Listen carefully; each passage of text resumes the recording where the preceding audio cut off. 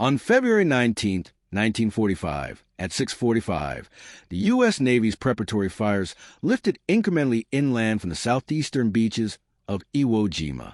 The shift was measured in prearranged yardage, calculated to clear the landing lanes while avoiding fratricide among the assault waves forming offshore. The island itself measured approximately 8 kilometers in length and less than 5 kilometers at its widest point.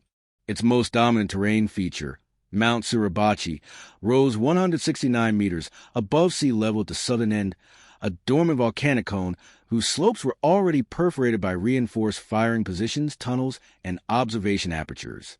At 7:02, the first assault wave of the 5th Marine Division crossed the line of departure. Among them was a single rifleman, ranked private first class, attached to a rifle platoon in an infantry company whose designated objective lay approximately 550 meters inland from the waterline. His identity, preserved in after-action reports only by service number and unit designation, was unremarkable by official standards. He carried the standard-issue M1 Garand, caliber .30-06 Springfield, gas-operated, semi-automatic, weighing 4.3 kilograms unloaded, fitted with iron sights. His assigned role was that of a rifleman, no specialized designation. At 7:38, his landing craft grounded on the volcanic sand. The beach gradient was shallow but unstable. Each step forward sank several centimeters, increasing fatigue and slowing momentum. The sand absorbed blast effects unevenly, reducing fragmentation lethality while amplifying concussive force. Visibility was poor due to smoke, dust, and cordite residue drifting inland under a light northeasterly wind, measured later at approximately 6 knots. Between 7:40 and 8:10, the rifleman advanced no more than 35 meters from the surf line. Japanese fire, initially sporadic, intensified as pre-registered machine gun positions reopened. The fire was disciplined, short bursts rather than continuous streams, indicating controlled ammunition expenditure and pre-planned fields of fire. Mortar rounds impacted behind the beach terraces, their timing adjusted to exploit the Marines' hesitation zones. By 9:15, the rifleman and his platoon had reached a shallow depression approximately 1.2 meters deep, formed by previous bombardment. From this position, he experienced prolonged periods of immobility. Movement drew immediate response. Stillness, broken only by breathing and slow head movement, reduced detection. The sun angle at this time was approximately 35 degrees above the horizon, creating sharp contrast between illuminated sand and shadowed recesses. Between 10 o'clock and 12 o'clock, the Japanese defensive system revealed its depth. Fire did not originate from visible trenches, but from camouflaged apertures aligned with natural rock formations. The rifleman observed several Marines struck, without visible muzzle flash preceding the impact. Entry wounds suggested high-velocity rifle fire rather than machine gun. The cadence was irregular, often single shots spaced by minutes. This pattern differed from the suppressive fire doctrine previously encountered on Saipan and Tinian. At 12:40, a corporal approximately 8 meters to the rifleman's left collapsed after a single head impact. The round entered above the right orbital socket. No second shot followed. This absence indicated a shooter prioritizing concealment over volume. The rifleman adjusted his posture, lowering his helmet rim and pressing his cheek closer to the stock when scanning. By late afternoon, around 16:30, the platoon had advanced less than 150 meters inland. Casualties were mounting. Sniper activity was reported intermittently, but without confirmed locations. The Japanese defenders were using the terrain's verticality, firing from elevated rock shelves and reverse slopes invisible from frontal approaches. Nightfall came abruptly at 18:10. The temperature dropped marginally, but the humidity remained high. The rifleman dug a shallow fighting position, using an entrenching tool, limited by the compacted ash and rock beneath the sand. He remained awake in 20-minute intervals, listening for movement. Nocturnal Japanese probes were minimal this first night, but isolated shots echoed across the island, each one drawing flares that revealed nothing. On February 20th at 5:50, artillery preparation resumed. The rifleman noted that Japanese sniper fire resumed almost immediately after the barrage lifted, indicating pre-surveyed fallback firing points and a tolerance for temporary displacement. By 9:30, two more Marines and adjacent units were killed by single rifle shots during attempts to move supplies forward. At 11:10, a Japanese rifle was recovered near a collapsed tunnel entrance approximately 60 meters ahead of platoon's position. The rifle was a Type 97 sniper rifle, 6.5 by 50 millimeters Arisaka, bolt action, weighing approximately 3.4 kilograms without optic. It was fitted with a 2.5 times telescopic sight, mounted offset to the left, allowing stripper clip loading. The optic showed wear but remained functional. The rifle's owner was dead, killed by artillery concussion rather than direct fire. The rifleman examined the weapon briefly, compared the M1 Garand. It was lighter, slower to cycle, but more precise at extended ranges. The 6.5 millimeters cartridge produced less recoil and muzzle blast, aiding concealment. The bolt throw was smooth. The trigger pull measured later at approximately 3.2 kilograms. By 1400 hours, after consultation with a squad leader and an attached intelligence NCO, the rifleman was authorized to retain the captured rifle for experimental counter-sniper use. Ammunition was limited to 2 stripper clips recovered on-site, totaling 10 rounds. He retained his M1 Garand as secondary. That evening, from 1820 onward, he repositioned to a partially collapsed shell crater offering a slightly elevated view inland. He lay prone for extended periods, scanning to Japanese optic, adjusting to its narrower field of view. Breathing was controlled. Pauses timed between heartbeats during dry fire practice. No shots were taken. By the end of February 20th, the rifleman had not engaged the enemy. He had, however, altered his role. He was no longer advancing with the line. He was waiting. Japanese sniper movement through the captured optic. The movement was minimal. A slight shift of shadow beneath a rock overhang approximately 180 meters north-northwest of his position. The light angle revealed a straight-edged interruption inconsistent with natural rock fracture. He observed for 14 minutes without firing. At 6:24, a Marine runner attempting to cross open ground 25 meters to the right was struck in the upper torso. The impact forced the body backward, suggesting a frontal shot from elevated ground. The rifleman attempted to acquire the firing point. The shadow had not changed. No muzzle flash was visible. At 6:31, the rifleman fired his first shot using the Type 97. The round impacted the rock face approximately 40 centimeters left of the suspected aperture. Dust briefly obscured the view. No return fire followed. By 6:45, Japanese fire intensified elsewhere along the line, suggesting the sniper had relocated or that decoy positions were in use. The rifleman remained stationary, noting that his shot had likely compromised his concealment. At 8:10, while attempting to adjust his position by less than 1 meter, he exposed his helmet rim. A round struck the crater lip within 10 centimeters of his head. The sound signature suggested a different rifle, likely a Type 99 in 7.7 millimeters, indicating multiple snipers operating in overlapping sectors. The rifleman withdrew backward by crawling, abandoning the crater. The initial counter-sniper attempt had failed to produce a kill and had drawn enemy attention. Japanese snipers had adapted, increasing coverage and altering firing angles. By midday, sniper casualties among the Marines increased. The rifleman, now recognized unofficially as a counter-sniper asset, was reassigned a narrow sector overlooking a ravine leading towards Suribachi's lower slopes. At 14:50, he observed coordinated Japanese movement, one sniper firing to draw attention, while another repositioned laterally under distraction. The doctrine emphasized patience, misdirection, and terrain exploitation. At 16:05, the rifleman attempted a second engagement. He fired at a fleeting silhouette at approximately 220 meters. The round missed low. The target disappeared permanently from view. The day ended with no confirmed kills. The rifleman experienced physical fatigue from prolonged immobility and mental strain from constant vigilance. Japanese snipers had revealed their presence not through volume, but through precision and restraint.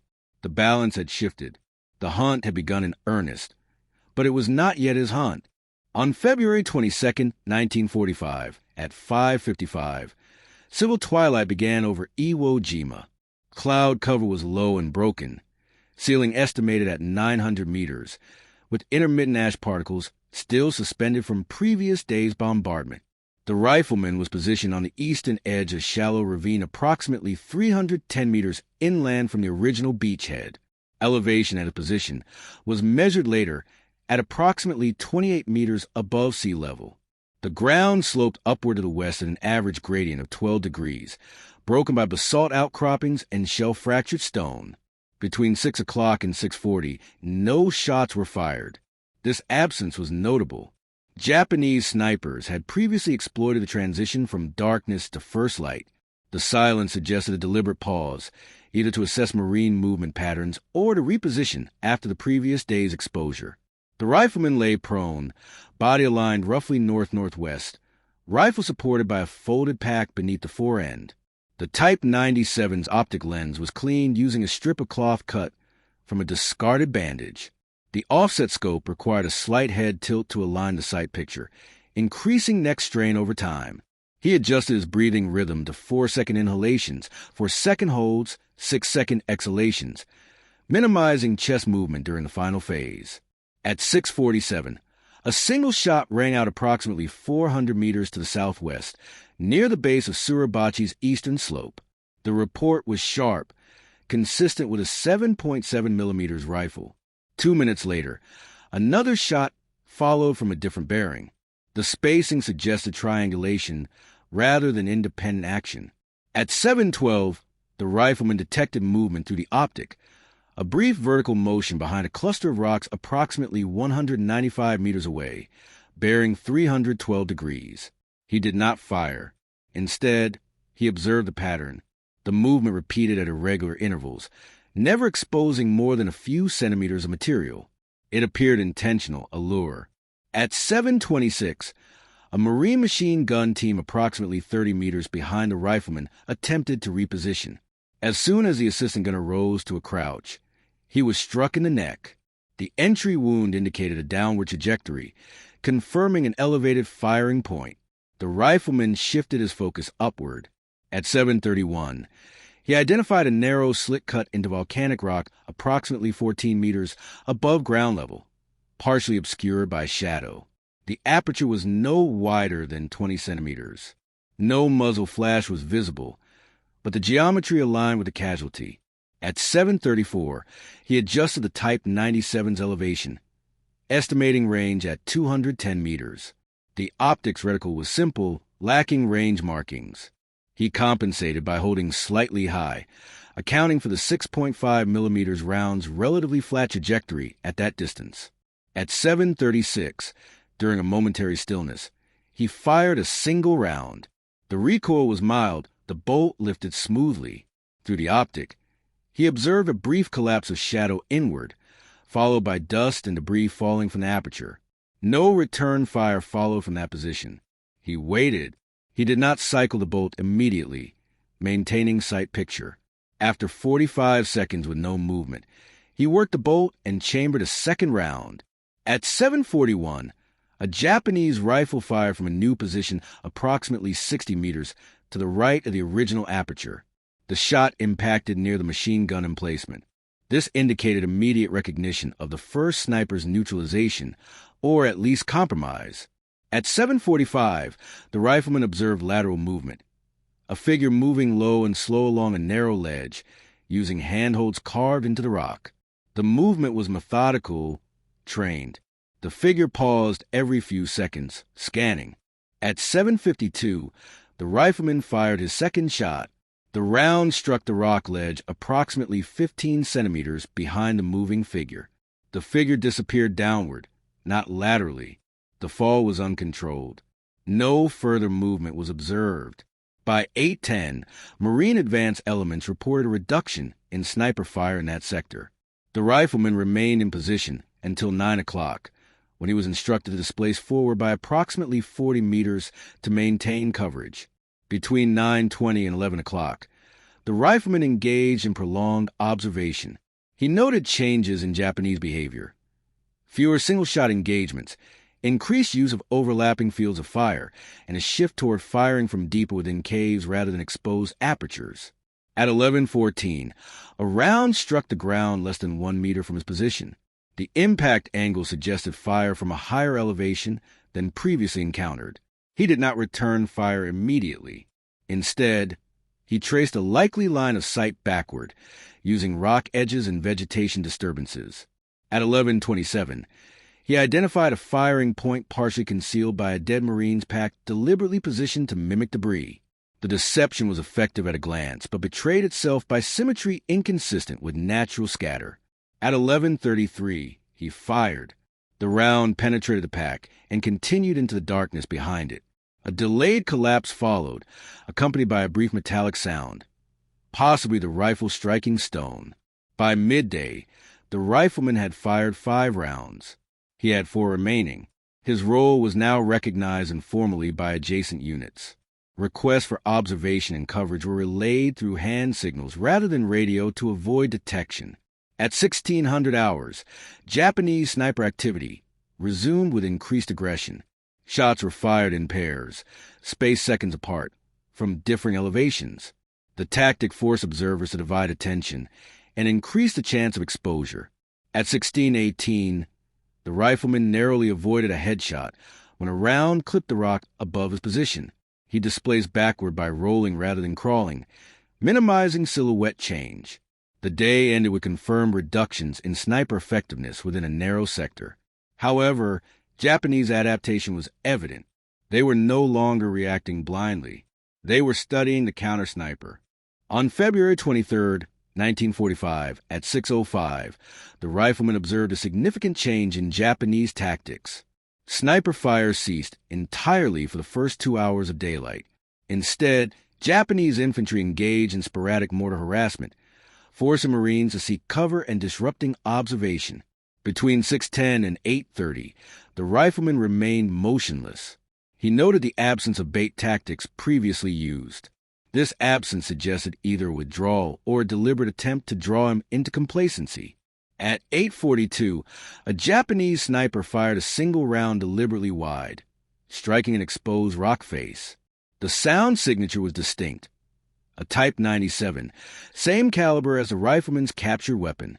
This suggested an intentional message, identification rather than engagement. At 8:47, another shot followed, closer. The spacing was precise, narrowing. The Japanese sniper was ranging him. The rifleman did not move. He adjusted his helmet angle and lowered his profile by approximately 5 centimeters, pressing his chest into the ground. He slowed his breathing further, extending exhalation to 8 seconds. At 8:55, the third shot impacted the rock directly above his position. Dust fell onto his hands. The sniper had his location bracketed. At 8:59, the rifleman displaced laterally by sliding rather than lifting his body, moving approximately 1.5 meters to the left. The movement was timed immediately after a distant artillery impact to mask sound. At 9:07, the Japanese sniper fired again, striking the rifleman's previous position. The delay confirmed reliance on observation rather than blind fire. The duel had become explicit. At 9:20, the rifleman began a slow search for the firing point. He did not scan broadly. Instead, he focused on terrain that offered long lines of sight and covered withdrawal routes. At 9:34, he identified a faint reflection inconsistent with rock texture at approximately 260 meters, bearing 298 degrees. The reflection appeared intermittently, synchronized with slight shifts in shadow. It was consistent with optic lens glint, partially mitigated but not eliminated. At 9:41, the rifleman adjusted his aim. Range estimation was difficult at that distance with limited optic magnification. He compensated by holding slightly low to account for elevation difference. At 9:43, he fired. The round struck short, impacting the slope below the suspected position. Immediately, return fire followed, striking the rock within centimeters of his rifle barrel. The Japanese sniper had been prepared for counterfire. At 9:45, the rifleman rolled backward and withdrew downslope, abandoning position entirely. He relocated to a secondary observation point prepared earlier, approximately 70 meters to the rear. From 10 to 12 o'clock, no further sniper shots were exchanged. The silence was deliberate. Both sides were repositioning, conserving ammunition and recalibrating. At 13:10, Japanese sniper fire resumed, but now targeted Marines unrelated to the rifleman sector. The intent was clear: force him to expose himself by reacting. He did not. At 15:30, he observed a Japanese sniper team operating in pairs. One shooter, one spotter. The spotter used hand signals and mirror flashes to communicate, a risky but effective method under intermittent cloud cover. At 15:44, the rifleman fired his final round from the Type 97. The shot struck the spotter's position. The mirror flash ceased permanently. Immediately, multiple Japanese rifles opened fire on his location. The rifleman withdrew, abandoning the captured rifle entirely. He returned to his M1 Garand, recognizing that his ammunition supply was exhausted and his position compromised. The escalation phase ended with mutual adaptation. Both sides had learned. The margin for error had narrowed to centimeters and seconds.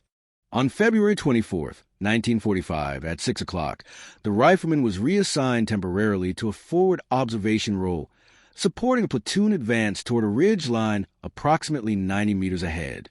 He carried his M1 Garand exclusively, loaded with standard 8-round M-block clips of M2 ball ammunition. Sniper fire resumed intermittently throughout the morning. The Japanese employed decoy apertures, firing from secondary positions after Marines reacted. At 10:22, the rifleman identified a pattern.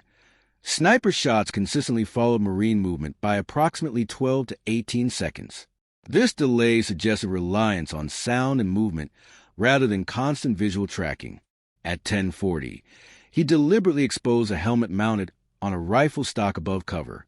A Japanese sniper fired within 15 seconds, striking the helmet. The firing point was immediately revealed by dust displacement.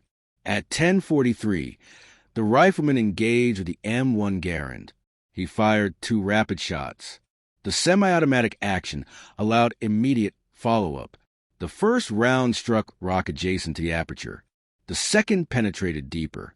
At 10:44, a body slumped partially into view. No further shots came from that position. By 12 o'clock, Japanese sniper fire had decreased significantly in that sector. Marine advance resumed cautiously. At 16:10, the rifleman observed Japanese withdrawal into deeper tunnel systems. Snipers ceased surface engagement entirely. The decisive action was not a single shot, but the cumulative effect of sustained counter-sniper pressure forcing tactical withdrawal. Between February 25 and February 26, 1945, the rifleman continued limited observation duties. Sniper activity was sporadic and increasingly ineffective.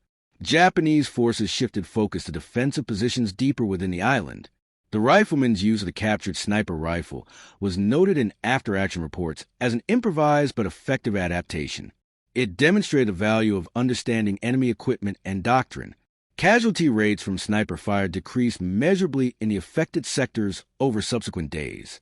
Japanese snipers have been forced either to relocate beyond effective range or to abandon exposed positions.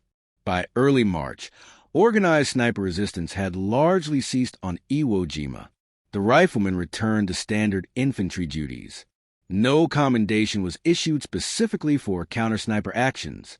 The outcome was recorded statistically rather than personally. What changed was not the course of the battle, but the balance within a narrow strip of ground. Observation defeated concealment. Patience countered precision. The engagement demonstrated that adaptation, rather than firepower alone, determined survival in contested terrain.